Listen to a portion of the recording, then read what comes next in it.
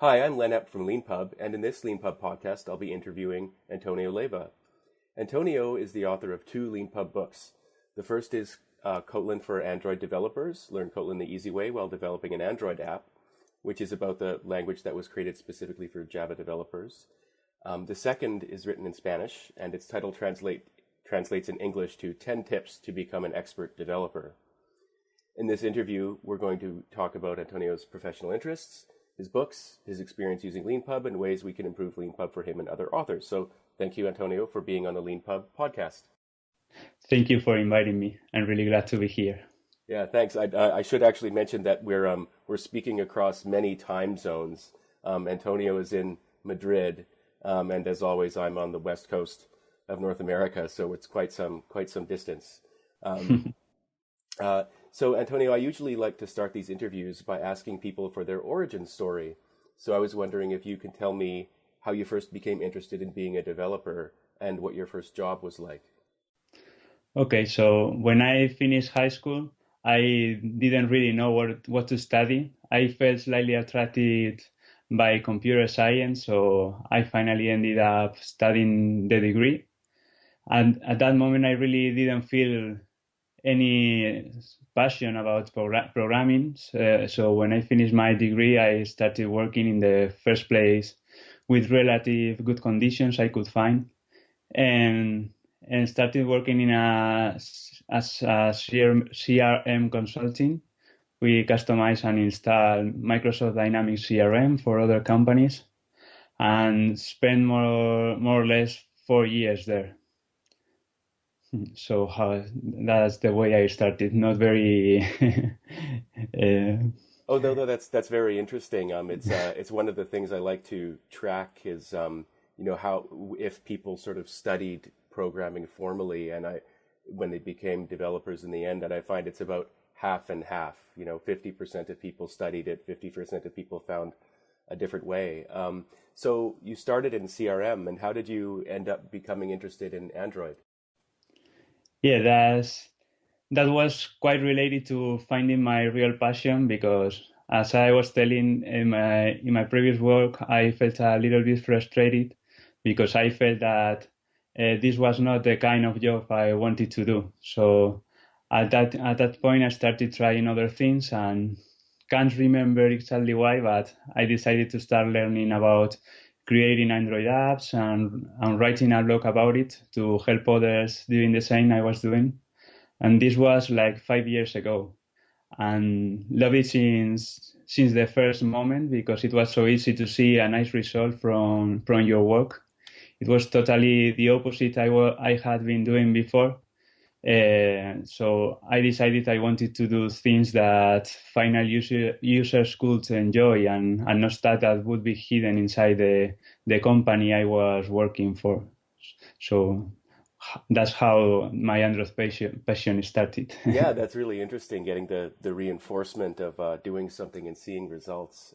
Yeah. I was wondering, I haven't interviewed anyone from Spain before, and so I wanted to ask you, what is the tech scene like in Madrid and in Spain more generally?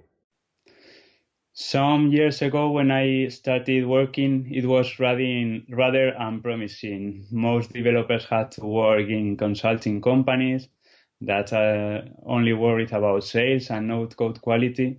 So developers were not important in those companies.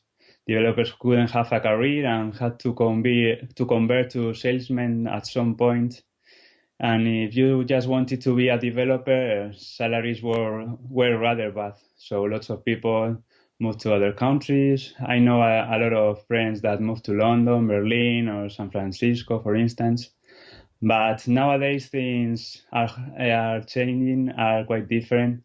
And because there are many small tech companies and startups that now understand the value of quality code, and nowadays it's much easier to find a company where developers can grow, and so salaries are a bit higher, a bit far from other close countries yet, but it keeps improving. But in general, now developers can develop their passion in amazing companies without having to emigrate to other countries. So it's quite better than some years ago. Oh, well, that's fantastic to hear. Yeah, yeah. Um, It is. yeah, great. My next question is kind of long, but uh, we have quite a few authors on Leanpub who write tech books who are bilingual or multilingual, and a lot of our tech books are not written in English. You are yourself a great example of a Leanpub author who writes in more than one language, as you have written, as I said in the introduction, one book in English and another in Spanish. And I wanted to ask, I assume there are a lot more resources for developers on the internet written in English than there are in Spanish, like Stack Overflow, for example. Are there a lot of Spanish resources for developers online? And do you think learning to read English is something that all developers around the world have to do these days? Well, there are some resources, mainly blogs in Spanish, but the amount of content is not enough to develop to develop your career properly. So I think that reading English is a need for a Spanish developer and probably any country developer, because there are a lot of more of information and more advanced information. So reading English is a need, and probably writing English is a need too if you want to improve your personal branding, to develop a good branding. Maybe probably it's our fault because we tend to think that articles in English are better quality than in Spanish, and in fact, most Spanish developers just write blogs in English and don't try to write it in Spanish first. Oh, well, thanks. That's a great answer and really interesting too. I was wondering, you're currently an Android engineer at a company called Plex. Could you explain a little bit about what Plex does and what your goals are and what you do there? Yeah, Plex is a software company that gives, a software that gives you instant access to your media collections like home videos, photos, music, TV shows, and movies. So you can quickly find and stream what you want in any device, anytime. And I'm part of the Android team where we developed all related Android apps. We have a mobile app, tablet, Android TV, Fire TV, and any other crazy projects or ideas that we think could be useful for an Android device. We at least try it to see if it deserves an app. Well, that's really interesting. I was wondering if you could, I mean, obviously with the expertise you've gained doing sort of cross-platform kind of media stuff. I was wondering if you could explain who your intended audience is for your book, Kotlin for Android Developers, and why you chose to write that book. My audience is basically any Android developer who's fed up with Java and wants to try a new great language. And I wrote it basically. The reason is basically the same why I decided to start writing blogs, because I was learning the language myself and thought it would be great if I could write a book to help others learn it too. And honestly, I didn't think much about it. I just wrote a small introduction and published the book at 5%, more or less, and got like 1,000 sales in a few days. So at that point, there was no turning back. I had to write it because I had a lot of people waiting for it. Yeah, that's a great story. It's so exciting when someone publishes something and immediately gets an audience that kind of gives them a positive reason to sort of keep going. I was wondering, actually, I wanted to ask, your book has nearly 900 readers and perhaps now even more, which is really good for a book on a subject like this. And I was wondering if you did anything special to attract so many readers, or did it just, the ball just got rolling? I'd probably answer it was all luck, but trying to develop it a little more. The keys probably are to write on something that nobody wrote before. My book is the only finished book about Kotlin right now, so if you want to buy a finished book at least, you need to buy mine. There's no other one. Well, that's a really good idea.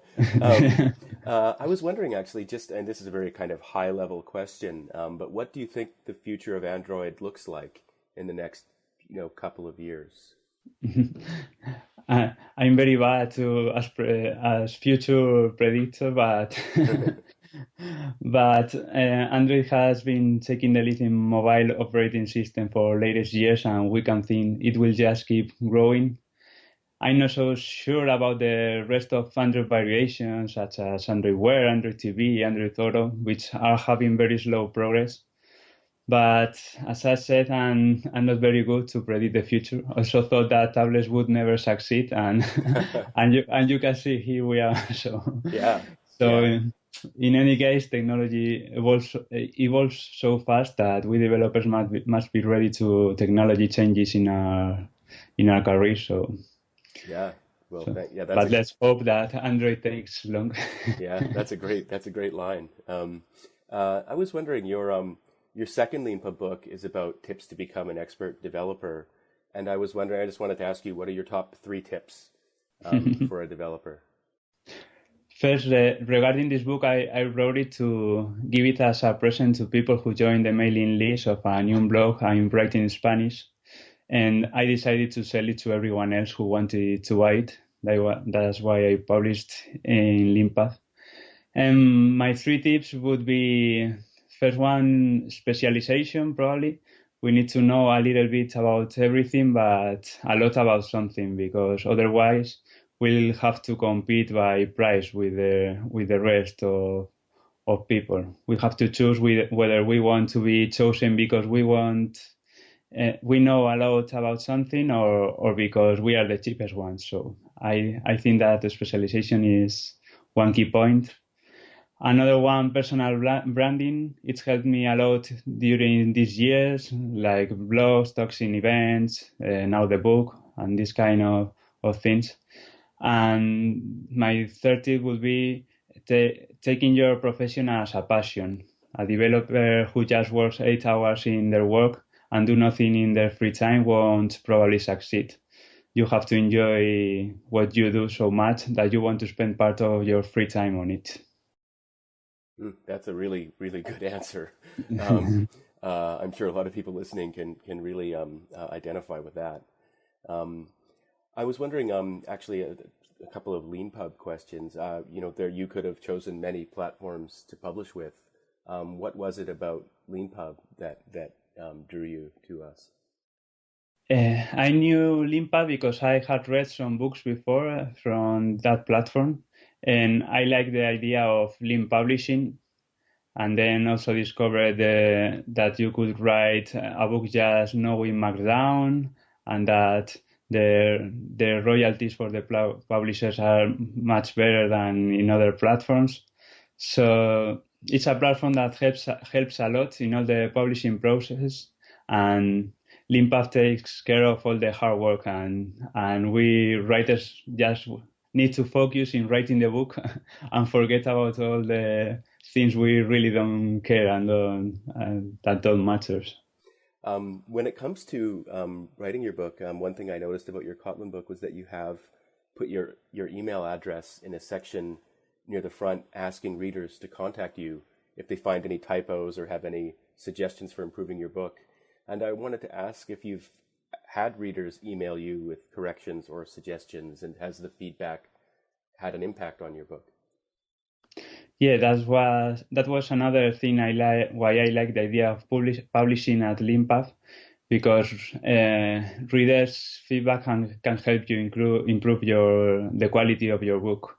In my case, I even had a reader who sent me typos reports or things that were not so clear during all my process writing the book. Every time I release new content, so that was really helpful to improve the quality of the book. Yeah.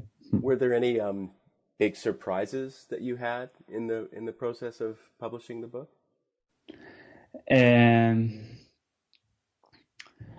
Any surprises? Well, I was surprised that I could sell so many books before it was finished, for instance. That's very helpful to get the strength you need to write a book, because it's a hard task. Yeah. And and that people really trust you because you only have 5% of the book written, like it was my case. So people are trusting you in the way that they think you are finishing your job, and so you can't betray them. That way, you create an obligation to write it, and that helps a lot in the writing process. Well, that sounds like a really good surprise. I was wondering actually, if if you could ask us to create one feature that would help you as an author or fix one problem, what would that feature or that problem be? Well, in fact, it was really well. Well, I didn't miss almost anything during my process.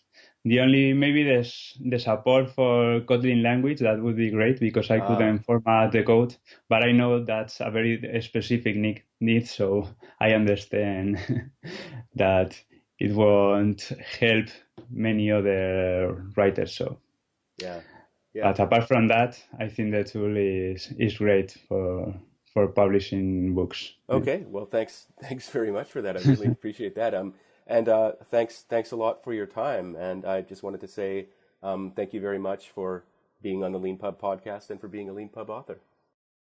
Thank you for this interview and keep the great work. Thanks.